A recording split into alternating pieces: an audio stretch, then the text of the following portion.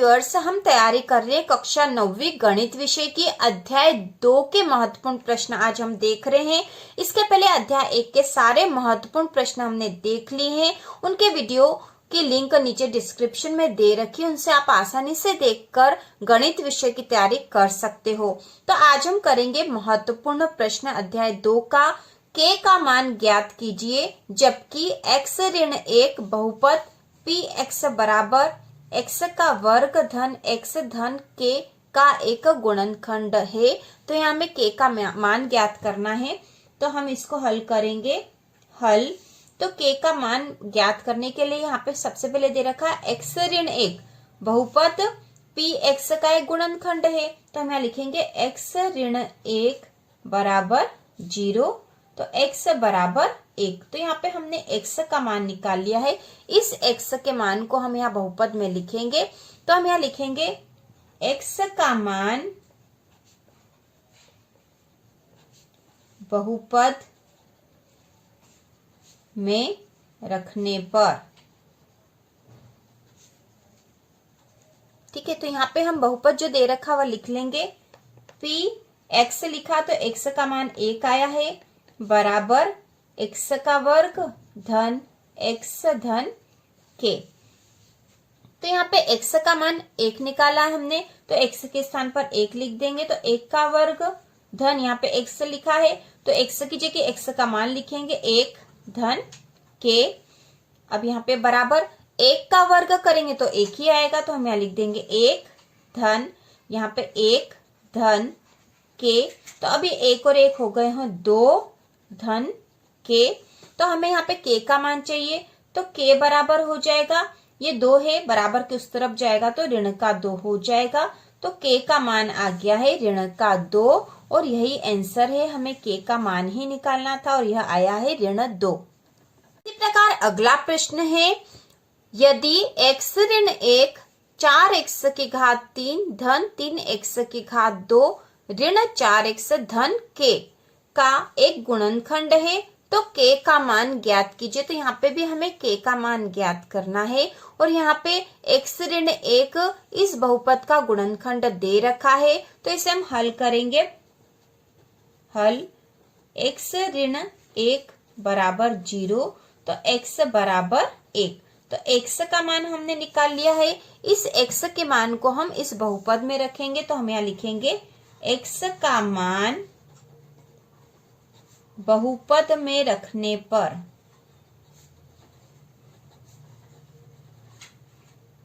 x का मान बहुपद में रखने पर, तो जो बहुपद है उसे हम लिख लेते हैं यहाँ पे। तो यह दे रखा है 4x की घात 3 धन 3x की घात 2 ऋण 4x धन k। तो यहाँ पे x के स्थान पर हम 1 लिख देंगे, जहां जहां पे भी x है वहां हम 1 लिख देंगे। तो यहाँ लिखेंगे 4x के स्थान पर 1 की घात 3 धन 3x के स्थान पर 1 की घात 2 ऋण 4x के स्थान पर 1 धन k। अब इसको हल कर लेंगे हम, तो यहाँ हो जाएगा 4 1 की घात 3 मतलब 1 का 1 में 3 बार गुणा, तो यहाँ पे 1 ही आ जाएगा धन 3 1 की घात 2 मतलब 1 का 1 में 2 बार गुणा, तो 1 ही आएगा। 1 का गुणा 1 में करेंगे तो 1 ही आएगा, यहाँ पे 1 हो जाएगा ऋण 4 4 में 1 का गुणा करा तो 4 हो गया धन k। यहाँ पे इनका भी गुणा यहाँ पे हम कर लेंगे, तो 4 एकम 4 धन 3 एकम 3 ऋण 4 धन k। अब यहाँ पे धन का 4 और ऋण का 4 ये आपस में कट जाएंगे, तो यहाँ बचा है 3 धन k और हमें तो k का मान निकालना है, तो हम k का मान लिख देंगे। k बराबर ये धन का 3 उस बराबर के उस तरफ चला जाएगा तो ऋण का 3 हो जाएगा, क्योंकि k के साथ धन में है इसलिए k को यदि एक तरफ ले जाएंगे तो ये ऋण का हो जाएगा। तो k बराबर हो गया ऋण का 3 और यही इसका आंसर होगा ऋण 3। तो इस प्रकार यदि k का मान ज्ञात करने वाले प्रश्न आते हैं और हमें बहुपद दे रखा हो तो x का मान निकालने के बाद उस x के मान को उस बहुपद में रखकर k का मान हम निकाल सकते हैं। प्रश्न बहुत ही आसान होते हैं। तो हमने k का मान निकालने वाले प्रश्न कर लिए हैं। अध्याय 2 का ही एक और महत्वपूर्ण प्रश्न हम हल करेंगे और यह है गुणनखंड ज्ञात कीजिए और इसमें है 12x की घात 2 ऋण 7x धन 1। इसका हमें गुणनखंड ज्ञात करना है। तो गुणनखंड हम ज्ञात करेंगे तो इसको हल करके लिखेंगे। यहाँ पे लिखा है 12x की घात 2 ऋण 7x धन 1। तो इसका गुणनखंड ज्ञात करने के लिए हम बीच वाले पद को दो ऐसे भागों में बांटेंगे कि उनको यदि हम जोड़ते हैं तो बीच वाला पद ही आ जाए और यदि हम उनका गुणा करें तो इन दोनों पदों का गुणा का मान आ जाए। मतलब यह है कि हमें 7x को ऐसे दो भागों में बांटना है कि यदि हम उन दो भागों का यदि गुणा करें तो इन दोनों का गुणा आ जाए। इसके आसपास वाले जो दोनों पद है मतलब 12x की घात 2 गुणा 1 मतलब 12x की घात 2 गुणा करने पे 12x की घात 2 चाहिए। जबकि यदि हम उन दो पदों का योग करें तो हमें ऋण 7x मिलना चाहिए। ठीक है, जोड़ने पर ऐसे दो इस बीच वाले पद को ऐसे दो पदों में या ऐसे दो भागों में बांटना है कि यदि हम उनको जोड़े तो ये बीच वाला पद मतलब ऋण 7x मिले।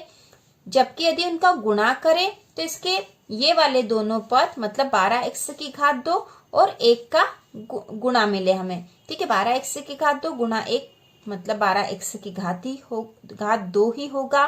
तो हमें गुणा करने पर 12x की घात 2 चाहिए, जोड़ने पे हमें ऋण 7x चाहिए। तो ऐसे दो पद कौन से हो सकते हैं? तो यहाँ पे हो सकता है 4 और 3। ठीक है, 4 तिया 12 होते हैं और 4 और 3 को जोड़े तो 7 होते हैं। ठीक है, और हमें तो ऋण के 7x चाहिए तो ऋण 4 और ऋण 3 ऋण 4x और ऋण 3x को यदि जोड़ेंगे तो ऋण के 7x हो जाएंगे और यदि इनका गुणा करेंगे तो 4 तिया 12 हो जाएगा और ऋण में ऋण का गुणा होगा तो धन हो जाएगा। तो ये दोनों पद ये होंगे ऋण 4x और ऋण 3x। तो हम यहाँ लिखेंगे 12x की घात 2 ऋण 4x ऋण 3x धन 1। ठीक है, ये तो रफ में करने का कार्य था, हमने यही कर लिया है ताकि हम इसको अच्छे से समझ जाएं। यहाँ पर हमने इसको लिख दिया है। इन दो भागों में हमने ऋण 7x को बांट दिया था।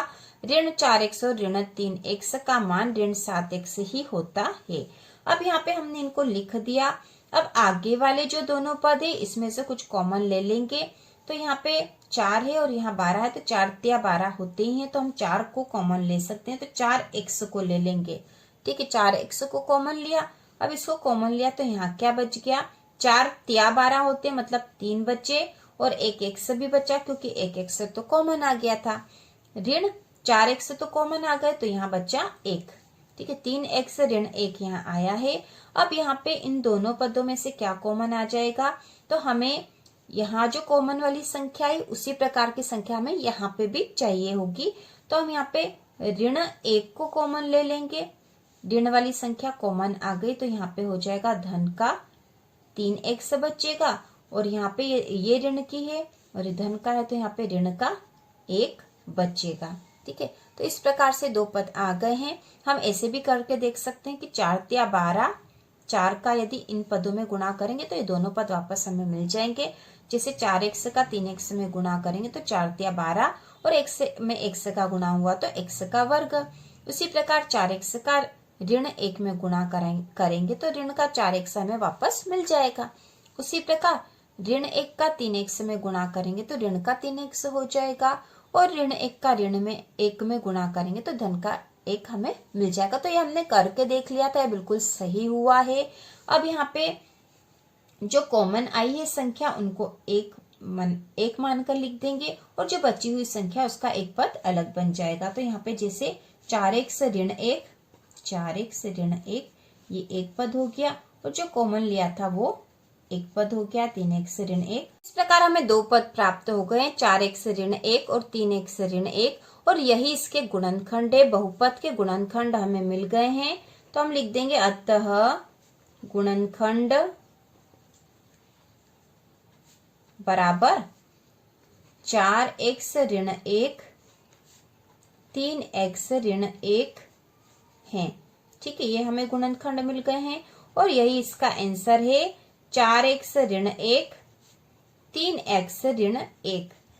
तो इस प्रकार से हमने गुणनखंड ज्ञात कर लिए हैं। बहुत ही आसान होता गुणनखंड निकालने वाला भी प्रश्न। केवल बीच वाले पद को हमें 2 भागों में बांटना है और उसके बाद उनमें से कॉमन लेकर गुणनखंड निकाल लेने हैं। तो इस प्रकार हमने अध्याय 2 के इम्पोर्टेंट क्वेश्चन करे हैं। इसी प्रकार के और वीडियो देखने के लिए कक्षा 9वीं और 10वीं की संपूर्ण तैयारी के लिए चैनल को सब्सक्राइब कीजिए।